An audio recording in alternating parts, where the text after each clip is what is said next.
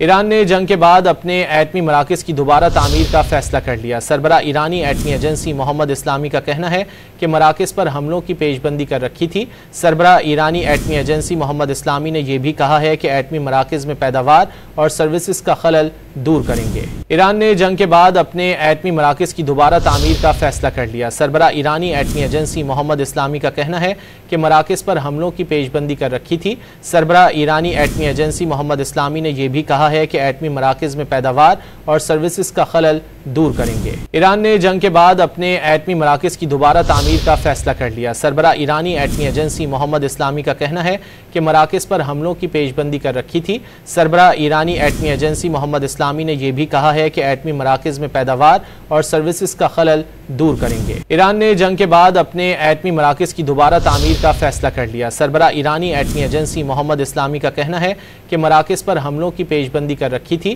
سربراہ ایرانی ایٹمی ایجنسی محمد اسلامی نے یہ بھی کہا ہے کہ ایٹمی مراکز میں پیداوار اور سروسز کا خلل دور کریں گے۔